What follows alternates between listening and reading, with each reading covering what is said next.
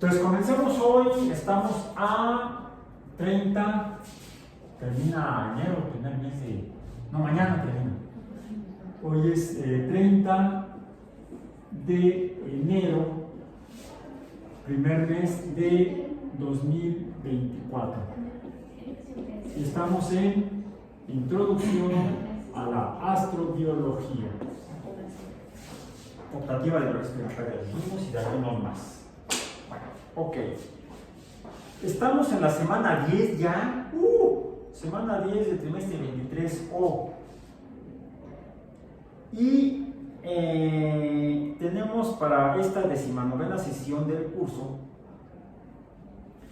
como tema algo que ya hemos visto en la parte física y química inicialmente, previamente, que comienza esta temática con el descubrimiento en 1610 por Galileo Galilei, gracias a su anteojo, dijimos, el descubrimiento de 4 estrellitas, vamos a ponerlo así,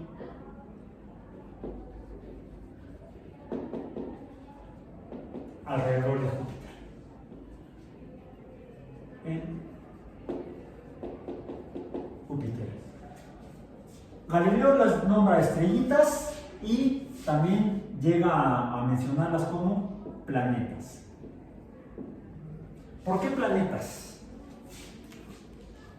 Porque finalmente no están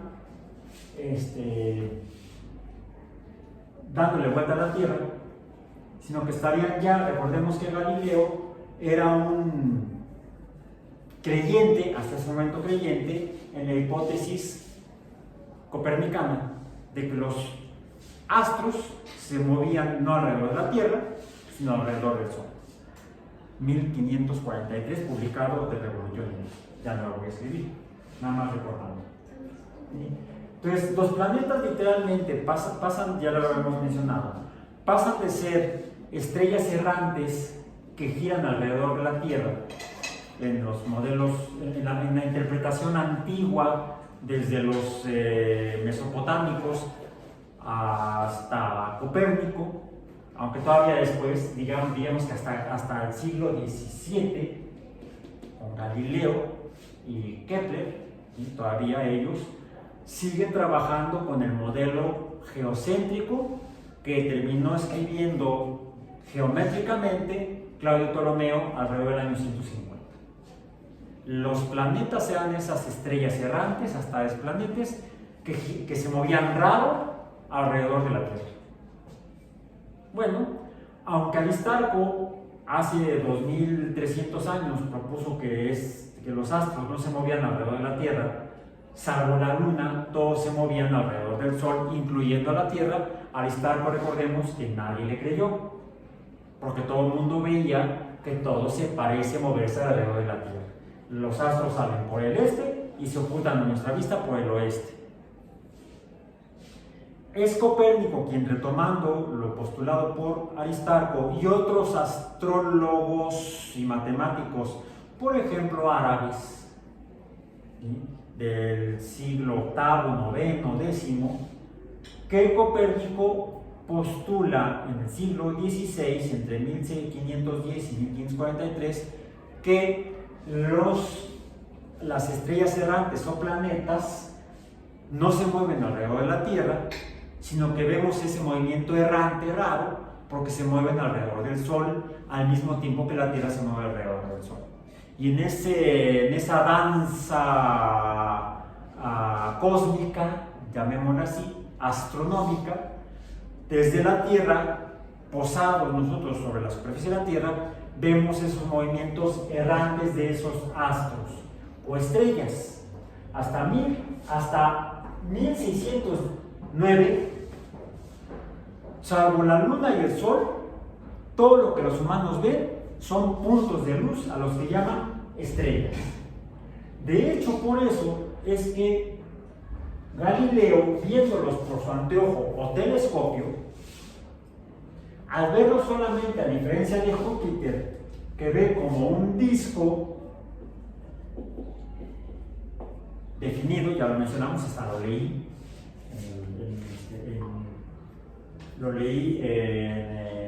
en el Mensajero Sideral de Galileo, de 1610.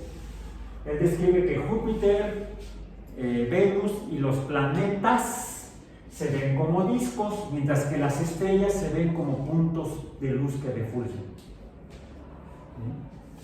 Más brillantes unos que otros, pero no se ven límites definidos como si se ven en Júpiter, Venus, incluso Marte, hasta en Saturno, al que le ve orejas, Galileo, con su anteojo o telescopio.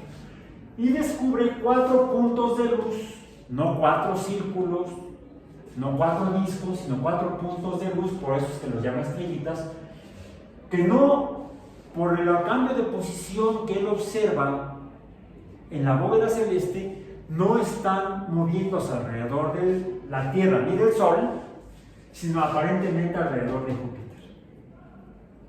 Por eso es que las llama estrellas medíceas o planetas, porque se mueven junto, se estarían moviendo junto con Júpiter.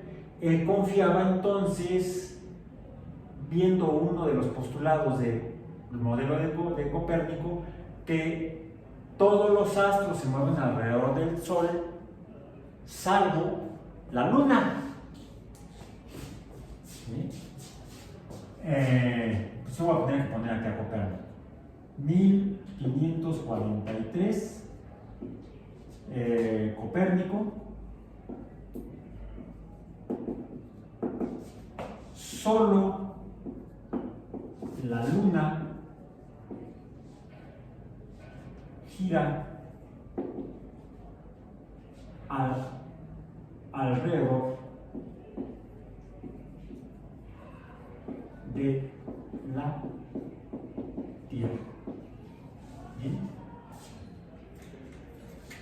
El hecho de que Galileo en 1610 haya encontrado 4 estrellitas, astros, que no se mueven alrededor de la Tierra, lo llevó a confiar que Copérnico pudiera estar en lo correcto. Solo la Luna se mueve alrededor de la Tierra, todo lo demás se mueve alrededor del Sol. No es que todo se mueva alrededor de la Tierra. Todos decían los astrólogos y matemáticos previos. Todos los astros se mueven alrededor de la Tierra, es un sistema geocéntrico. Como Galileo encuentra 4 estrellas que no están girando alrededor de la Tierra, dice, ah caray, a lo mejor Copérnico tiene razón. No todo se mueve alrededor de la Tierra. Copérnico podría tener razón. Es esta observación indirecta por Galileo que lo lleva a postular que el sistema o la hipótesis copernicana fuera verídica y no el modelo descrito por Claudio Ptolomeo, que era en el que se basaba la interpretación del mundo, no solamente por la gente común y corriente, sino sobre todo por los jerarcas, los teólogos, de quienes dominaban tanto política como religiosa y económicamente Europa en el siglo XVII e incluso en el siglo XVI, la Iglesia de Roma.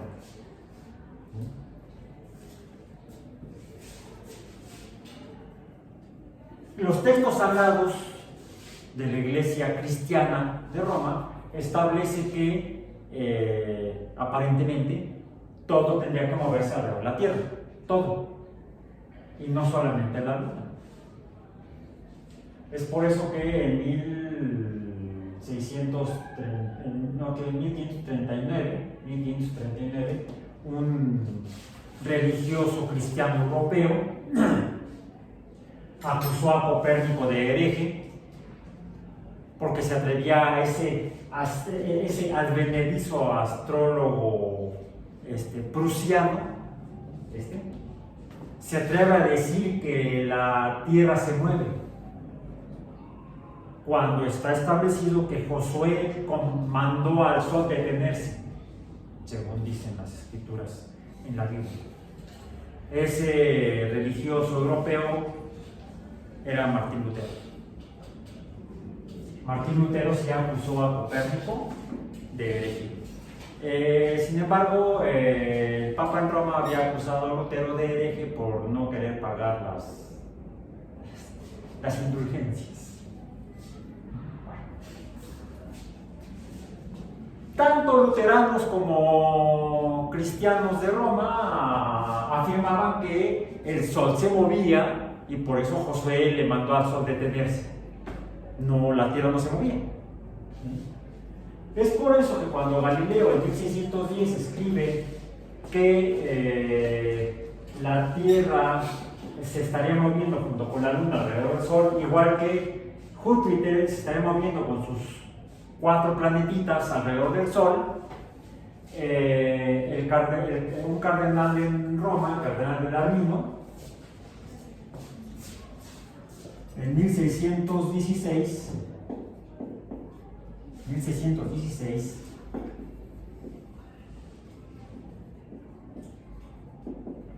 Belarmino ordenó prohibir de revolutionibus. La mandó al índex de libros prohibidos. No fue cuando ya. Este año murió Copérnico. El libro sale de la imprenta en 1543, en marzo, y en mayo muere Copérnico. Entonces, el libro se prohíbe hasta 70 años después. No por Copérnico, sino porque Galileo empezó 6 años antes a decir que Copérnico tendría razón y entonces la Biblia estaría equivocada. Eso como contexto. A nuestro tema, ¿qué es? Ok, ¿qué son esas estrellitas que vio o planetas que vio Galileo con su telescopio girando alrededor de Júpiter? Mucha gente, incluso astrónomos hoy en día, a estas estrellitas o planetas las definen de manera análoga a ese cuerpo astronómico que orbita alrededor de la Tierra. ¿Sí? ¿Cómo se llama el cuerpo astronómico el único que orbita alrededor de la Tierra? La Luna. Con Galileo no las nombró así. No dijo, he descubierto 4 lunas alrededor de Júpiter. No, ya leímos el libro y no está la palabra luna escrita por Galileo. Las llama estrellitas y las llama planetas, pero no lunas. Sin embargo, con el pasar del tiempo, pasamos desde 1610 hasta, digamos, ya seguramente en el siglo XX, la Unión Astronómica Internacional, mejor conocida como la IAU por sus siglas en inglés, la International Astronomical Union, les llama a estas planetas lunas, por ser considerada con mayúscula. Es un término genérico ya. La luna hay solo una, y no fue poema, ¿sí? Fue rima accidental. La luna hay solo una, pero cuerpos astronómicos que, así como la luna, orbitan alrededor de planetas, son los que la Unión Astronómica Internacional suele llamar de 2 formas que serían sinónimos: lunas o satélites.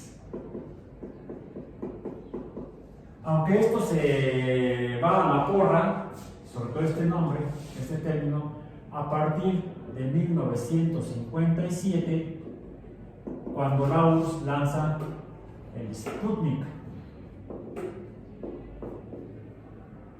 a la que llaman la primera luna artificial de la Tierra.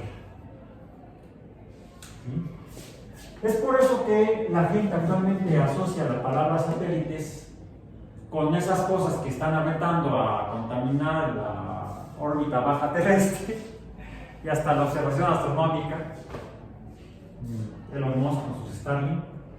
Y uno apunta el telescopio y lo que ves son un montón de rayas. Ya no puedes ver las lunas de Saturno o de Júpiter, porque están los Starlink atravesados, los satélites Starlink. Y es por eso que cuando revisamos documentos de organismos científicos, institucionales, profesionales o con astrónomos profesionales trabajando, encontramos que le llaman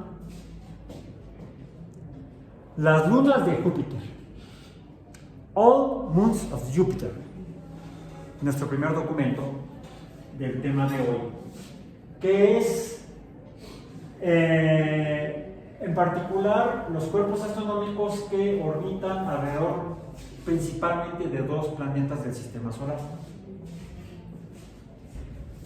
que son las 4 estrellitas descubiertas por Galileo en 1610 orbitando alrededor de Júpiter, a las que ahora llaman la gente lunas de Júpiter o satélites galileanos. Se llaman porque los descubrió Galileo. En 1610 se lo publicó ese mismo año, no se tardó en publicarlo porque no le fueron a ganar. De hecho, le ganó a un astrónomo y matemático germano, a Simón Marius. ¿Sí? Entonces, estas fueron vistas por Galileo y confirmadas posteriormente por, les digo, las confirmó Simón Marius también en el siglo XVII. Y lo menciono porque las lunas o satélites de Júpiter, estas 4 descubiertas por Galileo, el nombre se lo debemos a Simón Marius, que él clamaba haberlas descubierto antes que Galileo, pero lo publicó hasta después. Y como ya lo he dicho antes, en ciencia el que publica primero gana. Entonces, por eso que se llaman satélites galileanos y no satélites maurianos. Qué bueno que fue Galileo, porque suena medio raro eso, ¿verdad? Bueno, entonces, los nombres de Io, Europa, Ganimedes y Calisto, lo estoy poniendo en español, se los debemos a Simón Marius, después lo explico en un momento.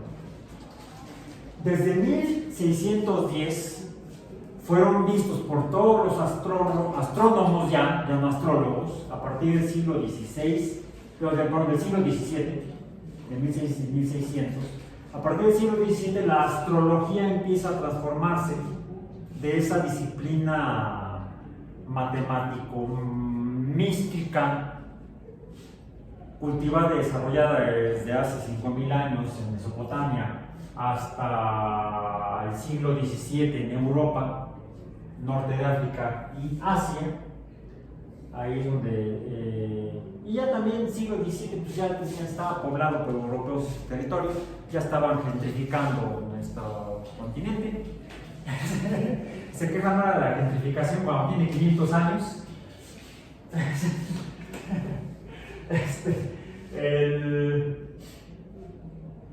Todavía en el siglo XVII algunos matemáticos que ven a los cielos, ya sea incluso con telescopios, siguen haciendo durante un tiempo astrología, hacen cartas astrales, horóscopos. Galileo y el mismo Johannes Kepler, ¿sí? En 1609, recordemos en 1609, Kepler publica Nova Astronomia. Nova Astronomía. Y aquí sí ya tenemos en el siglo XVII por primera vez la palabra astronomía como título de un libro, ya no astrología. Aunque Kepler era astrólogo, hacía horóscopos y de eso vivía, ¿sí? Porque su sueldo de profesor de secundaria no le alcanzaba, además de que era malísimo. profesor dormía a sus alumnos más que yo. Permíteme, que yo ya compite con él. Ok, despierten por favor. Entonces, Kepler y Galileo fueron contemporáneos, de hecho fueron colegas, fueron ¿cómo se dice cuando se escriben cartas unos a otros? Pen pal, amigos por correspondencia. Se me fue la palabra en español. En fin. Bueno, fueron colaboradores. Galileo le planteaba a Kepler cómo había hecho su telescopio o su anteojo. Kepler intentó reproducirlo, nunca pudo hacerlo bien. Fue un excelente astrónomo teórico. Desarrolló y publicó en Nueva Astronomía las primeras dos leyes del movimiento planetario, después publica la tercera ley. Planteando la veracidad de la hipótesis copernicana. Entonces, Galileo encuentra evidencias y Kepler mejora el modelo copernicano. Pasa de órbitas circulares a órbitas elípticas, que describen tanto el movimiento de los planetas alrededor del Sol como el movimiento de los satélites, que son cualquier cuerpo astronómico que gira alrededor de un planeta. ¿Qué es un satélite? Una luna similar a la luna que gira alrededor de la Tierra o planeta. Cualquier cuerpo que orbite un planeta será una luna o satélite. Bueno, entonces, Galileo descubre 4 alrededor de Júpiter y Simón Mario les da nombre y siguen siendo hasta 1978. Hasta 1978 siguen siendo puntos de luz. Es en 1979, cuando la misión es Voyager de la NASA, vamos a ponerlo así, las NASA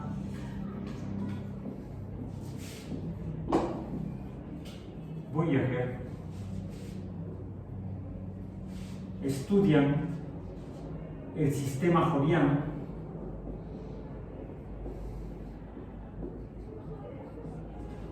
y 2 años después el sistema de Saturno. Okay.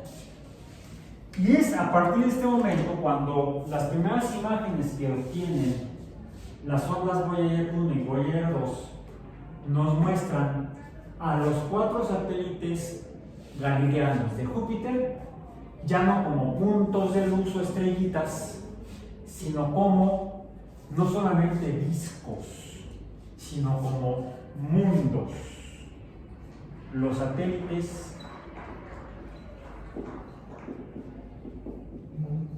tanto de Júpiter como de Saturno son mundos.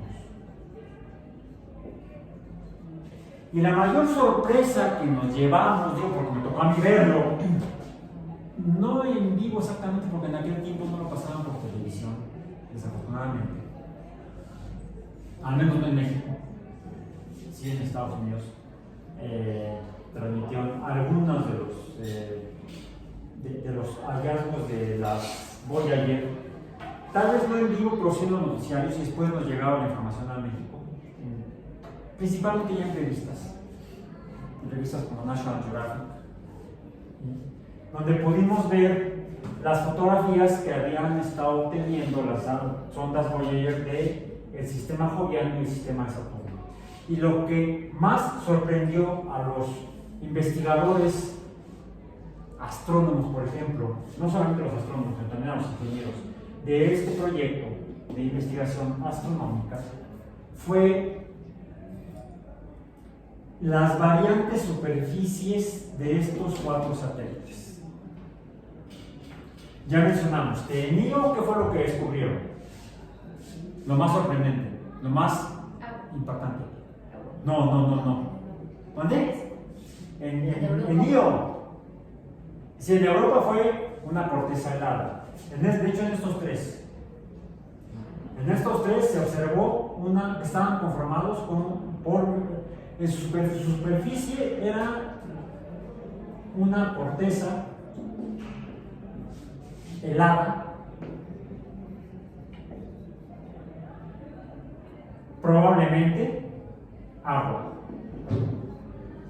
¿Bien? Pero el lío, ¿qué fue lo que se identificó? Acuérdense, hasta les mostré aquí la foto.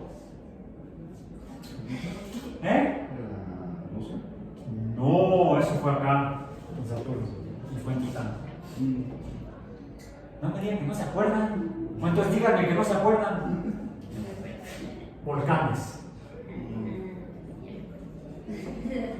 ¿Se acuerdan? Les mostré en la foto, la traje. ¿Sí? Los volcanes en Io. Mientras que en Europa, en Ganimedes y en Calisto se observó que su corteza era como helada, como de hielo, de agua. Vamos a decir, corteza helada, hielo, de agua,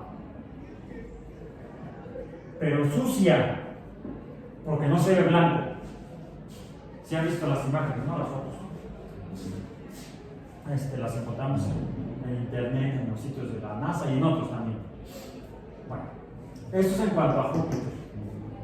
En Saturno, en el caso de Saturno, después de pasar por Europa, las dos ondas Voyager se dirigieron a Saturno y encontraron un sistema de anillos extremadamente complejo, sofisticado, con muchas características que no esperaban encontrar, pero ya iban con la intención de observar a los satélites de Saturno.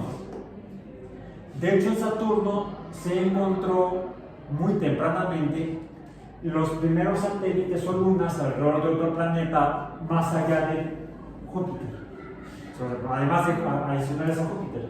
¿Cuál fue el que se encontró en Saturno? Titán. No recuerdo el año, pero fue Christian Huygens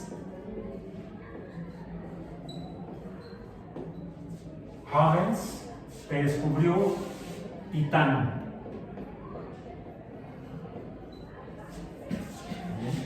Aquí nada más recuerden, averigüen en qué año fue cuando lo descubrió.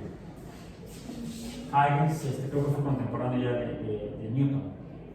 Titán. Y Titán se hipotetizaba que podría tener atmósfera. Bueno, en Titán lo que se encontró, efectivamente, las ondas Voyager encontraron atmósfera.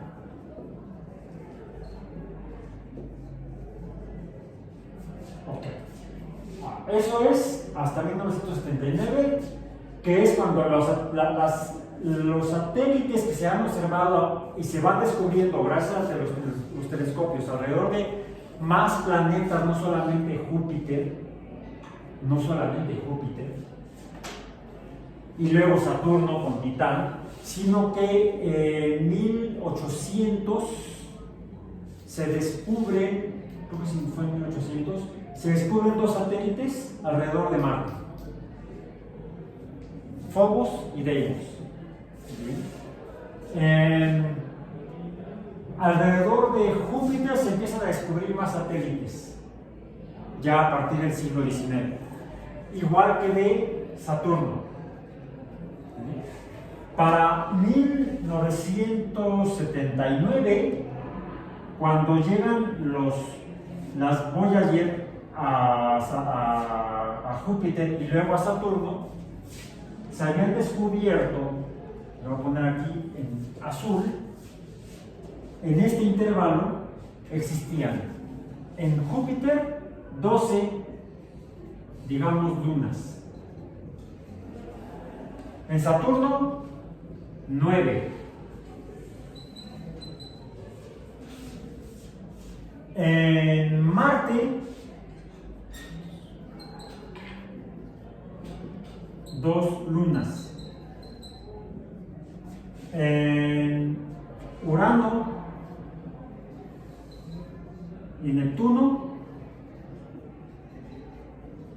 también un número diferente de lunas. No recuerdo cuántas, eran 5 y acá 3, no recuerdo los números. pero se habían encontrado lunas o satélites naturales en Júpiter, Saturno, Marte, Urano y Neptuno.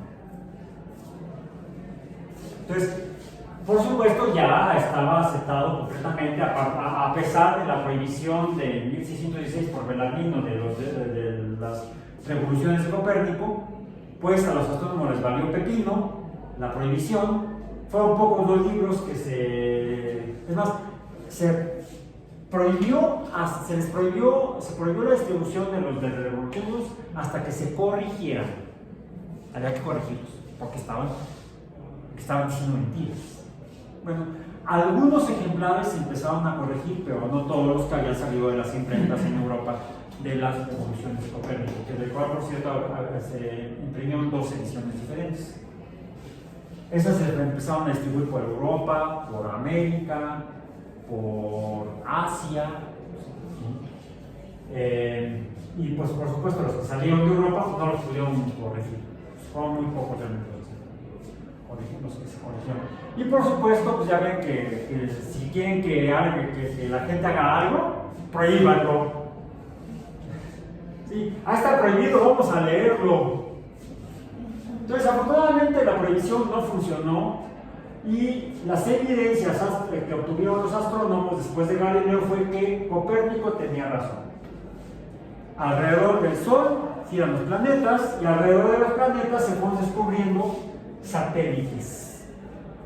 Entonces, el modelo copernicano se confirmó, se corrigió por Kepler, no son órbitas circulares, etcétera, son elípticas, bla, bla, bla, bla. Pero la revolución del conocimiento astronómico de los satélites, más importante después de su descubrimiento por Galileo, se dio a partir de 1979 con las misiones robóticas a otros planetas. Por ejemplo, se han enviado desde la década del 70 ya misiones más importantes a Marte y se ha confirmado que Marte tiene 2 satélites, nada más. Son rocosos, aparentemente son asteroides capturados por el campo gravitacional de Marte. La Luna, mientras que los satélites de Marte fueron capturados aparentemente porque tienen forma de asteroide, no son esféricos, vimos imágenes en una sesión anterior, son como papas, como patatas girando alrededor de Marte. La Luna no parece papa ni patata, ¿no? La Luna parece la Luna y es esférica. ¿Cómo se formó? Ya lo hemos discutido. Aparentemente, a partir de una colisión en los primeros millones de años de la formación del sistema solar, ya cuando la Tierra estaba casi completamente formada, un protoplaneta más o menos con una masa similar a la de Marte, aparentemente colisionó de rozón con la Tierra y el material eyectado, parte de ese material, por gravedad se concentró, se acumuló formando la Luna. Ok. En 1610 Galileo descubre lo que ahora sabemos son lunas o satélites orbitando alrededor de Júpiter. Se descubrieron hasta 1978 otros 8, dando un total de 12, pero a partir de la llegada de Voyager a Júpiter, sus cámaras pudieron detectar muchos más satélites que estos solamente 12, que fueron objeto de investigación de las Voyager. Fue por eso que las cámaras se enfocaron principalmente en estos 4 y encontraron volcanes en Io y cortezas heladas en estos 3. Con estos hallazgos de las cortezas heladas surgieron preguntas. Las primeras: ¿cómo se formaron?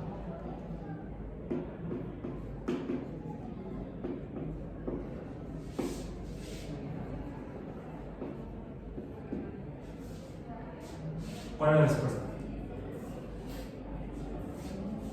No la contesten ahorita, en su reporte semanal. ¿Qué explicaciones hay a la formación de estos satélites en el caso de Júpiter? Primero. Segundo, ya hemos puesto el dato. A la fecha, ¿cuántos satélites hay alrededor de Júpiter? 95, ¿no decían? Muchos. Ahí por ahí anotamos los datos de la sesión pasada. Entonces traten de recuperarlos. Mostramos que la referencia que tenemos es todos los satélites, todas las lunas de Júpiter satélites. La mayoría de las pequeñas lunas que orbitan alrededor de Júpiter están mucho más lejos que los satélites galileanos. Se usan las dos palabras. Most of Jupiter's swarms of smaller moons orbit much farther out than the Galilean satellites. O sea, para no repetir la palabra, en un momento ponen luna, en otro momento ponen satélite, usando estos términos como sinónimos. Entonces podemos llamarlos como quieran las dos formas, lunas o satélites. Y aquí hay una propuesta. De estas lunas distantes, las más grandes pueden ser asteroides capturados. Los más pequeños tal vez sean fragmentos de colisiones masivas. ¿Bien? Entonces, sigan con la información. Y tenemos aquí los números con los que están clasificados los satélites de Júpiter o lunas de Júpiter. El primero Io, el número 2 Europa, número 3 Ganimedes, número 4 Calisto, número 5 Amaltea, número 6, viene aquí el año de descubrimiento. Amaltea fue descubierto en 1892 por el astrónomo E. Barnard. Bien. Y luego vienen los demás: Himalaya, Elara, Pasife, Sinope, Licite, Carne, y hasta antes de 1979 el último conocido era el 12º Ananke, descubierto en 1951. Miren, aquí sí me equivoqué. Para 1974 se había descubierto un 13º Leda. Y a partir de 1979 se descubre el 14º Tebe. Entonces corrijamos aquí, no eran 12, eran 13. Eran 13 lunas o satélites.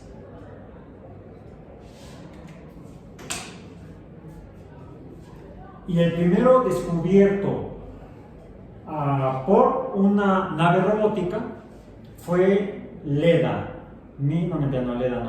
14, Tebe, 1979 por la Voyager, por el equipo científico de Voyager. Y aquí vienen. Después se descubren más y vienen aquí, ¿cuántos son? Ya no se me mueve esto. Bueno, no, ya lo movimos. ¿De Júpiter? De Júpiter. Son 63. 63, entonces son 95 en Saturno, ¿no? Creo. Tiene ahí el dato. Entonces en Júpiter son actualmente, ¿cuántos dijimos? 63, ¿verdad? Sí. 63, vamos a ponerlo acá. 63 satélites. Saturno me parece que 61. ¿Cuántos? 61. 61, entonces ¿por qué manejamos uno de 90 y tantos? No sé. Es que de repente. Bueno, ok. En Saturno, ¿actualmente cuántos son? 61. ¿En Saturno? No, en Saturno 61. ¿62? No. 61. Y serían 61 satélites en Saturno. Ahora, Titán es sumamente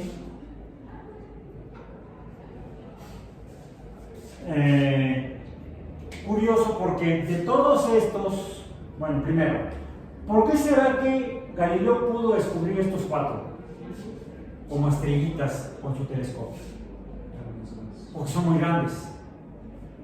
Si revisen los datos astronómicos de estos 4 satélites, cuál es su radio ecuatorial, cuál es su masa y cuál hasta el momento sabemos cuál es su composición, por ejemplo. Bien. Afortunadamente tenemos más información hoy en día, debido a que tenemos tanto misiones robóticas como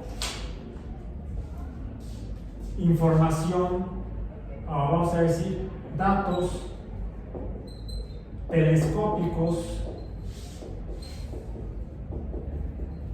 desde tierra. Tierra desde la Tierra y desde el suelo, vamos a decir, a través de observatorios astronómicos que se encuentran en la Tierra. No solo, también, no, sí, tal vez también serían misiones robóticas. Finalmente tenemos tanto las sondas robóticas como las Voyager. Estas son sondas, vamos a poner aquí, las sondas. Pero también tenemos misiones robóticas, serían sondas y telescopios, como el Hubble. ¿Sí? Finalmente es un robot, opera solo, aunque también lo puede manejar desde tierra. Hay un centro de control. Porque estas misiones robóticas y telescopios nos han dado información, misiones robóticas. En el caso de Júpiter, vamos a ponerlo acá, tenemos la información de Galileo, NASA Galileo.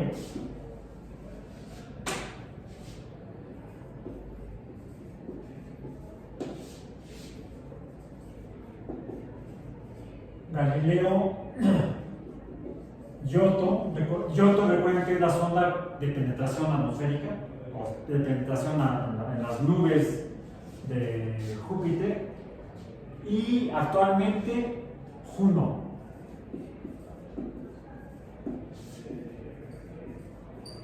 Bien.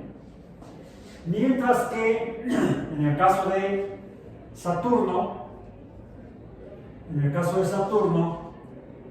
acá abajo tenemos las misiones NASA,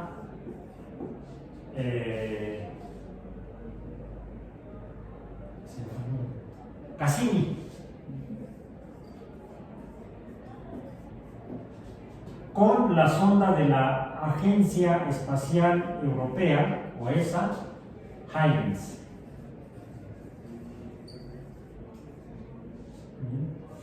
Entonces, revise la información disponible de los satélites helados que hemos podido obtener a partir de telescopios. Bueno, primero de las ondas espaciales, como las dos Voyager, la misión Galileo Giotto y la misión que actualmente está operativa, Juno, así como el telescopio, el NASA, así empezó como de la NASA, pero actualmente también es de la ESA, de la Agencia Espacial Europea. También le mete billete a el Hubble. Porque recordemos que el Hubble fue el que nos permitió confirmar que en el caso de Europa, lo voy a poner aquí con asterisco rojo, porque aquí puse asterisco azul, el Hubble es el que nos ha permitido identificar que en la superficie de Europa, en el caso de Europa, los géiseres.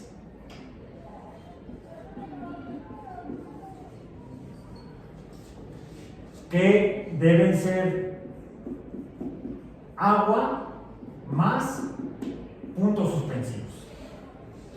¿Por qué puntos suspensivos? Porque Cassini-Huygens se enfocó en titanio.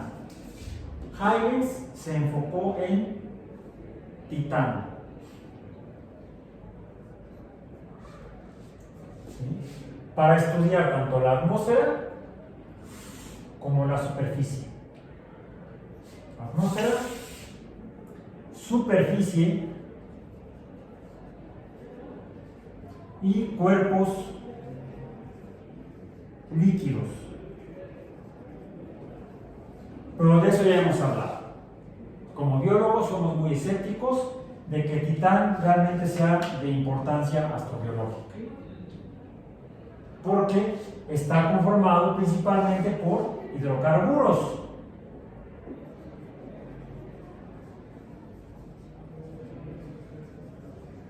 No carbohidratos. En cambio, Cassini sí confirmó no sobre Titán, sino sobre Enceladus,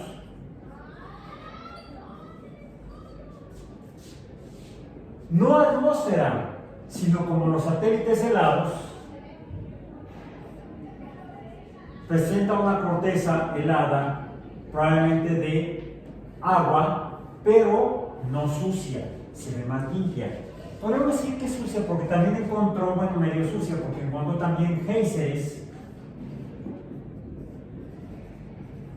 pero fue Cassini, ya no fue no fue Hubble. Si los de Europa se detectaron a la distancia. Por cierto, yo no he visto reportes por parte de Juno de la observación de géiseres en Europa, aunque ha regresado, ha enviado imágenes de mucha mejor resolución de la superficie helada de Europa, Juno, de las que en su momento obtuvieron las Voyager del mismo satélite de Júpiter. Bueno. En cambio, Cassini pudo observar en Enceladus, primero, que presenta corteza helada y pudo identificar géiseres en los que encontramos moléculas orgánicas de interés astrobiológico, porque algunas de ellas son precursores de biomoléculas. Entonces, resumiendo y terminando,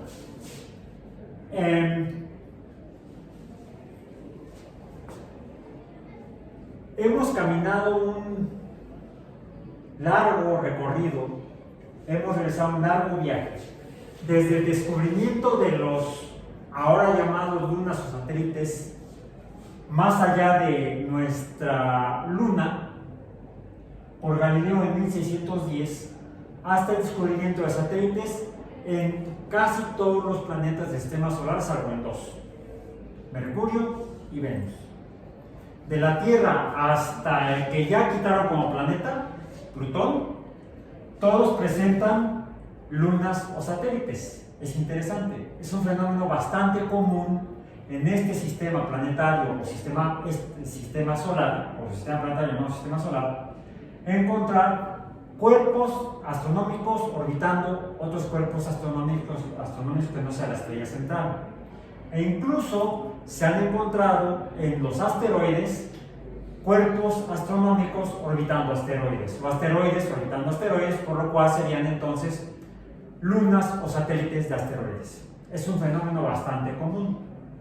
De todos ellos, desde el punto de vista astrobiológico, podríamos encontrar importancia en el hecho de que hay asteroides con gran contenido de precursores de biomoléculas o incluso biomoléculas. Ya mencionamos los asteroides como el Allende o el de Allende, en el que se han encontrado biomoléculas, igual que el de algunos asteroides que han caído en otros lugares como en Australia. Bien. Y misiones robóticas a los asteroides también han identificado la presencia de agua en algunos de ellos y de biomoléculas o precursores de biomoléculas. Por otro lado, los primeros satélites descubiertos fueron los 4 de Júpiter porque son muy grandes, son tan grandes que su forma es esférica, a diferencia de los de Marte que son como patatas. Bueno, los satélites masivos que son esféricos además han demostrado, al menos 4, Europa, Ganimedes, Callisto y Enceladus, una importante abundancia de agua sólida helada en las cortezas, y la presencia de géiseres en 2 de ellos, Europa y Enceladus, sugieren fuertemente la presencia de agua líquida. La presencia de agua líquida, junto con la identificación de al menos precursores de biomoléculas, nos muestran que la materia prima para la formación de vida más allá de la Tierra es posible. Al menos existe la materia prima. Y por otro lado, nos lleva a modificar el concepto de zona habitable.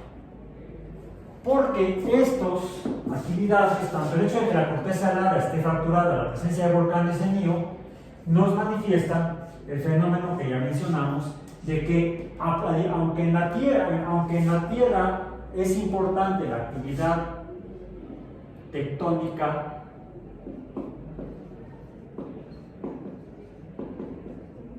que es un motor de la biología, de los fenómenos biológicos, de hecho de la evolución biológica, en cuanto al reciclado de materiales, materia orgánica, incluso otros compuestos como la misma agua, no se ha identificado tectónica formalmente en otros cuerpos astronómicos planetarios o satelitales. Sí vulcanismo, pero el vulcanismo no sabemos si es tectónico. La tectónica habla de calor, Q, en termodinámica realizamos el calor con Q. Bueno, algo debe estar provocando el vulcanismo en Io, calor. Pero este calor difícilmente sea por tectónica. ¿Se explica por medio de qué? Tanto la actividad volcánica como la corteza helada, fracturada, y la formación de géiseres que sugieren que haya agua líquida. Esto se debe al calentamiento, ¿cómo dijimos? ¿Por qué? Planetas muy grandotes, Júpiter, satélites orbitando, mareas gravitacionales, por mareas gravitacionales. Que de hecho es una especie de pleonasmo redundante, porque las mareas se deben a la gravitación. Gravitacionales. Que esto entonces puede ser una fuente de energía que pudiera impulsar procesos vitales. Pudiera. Hipótesis. Como vemos ahí entonces, muchas preguntas que todavía tenemos que plantear y luego tratar de responder. Y con eso terminamos el día de hoy en punto.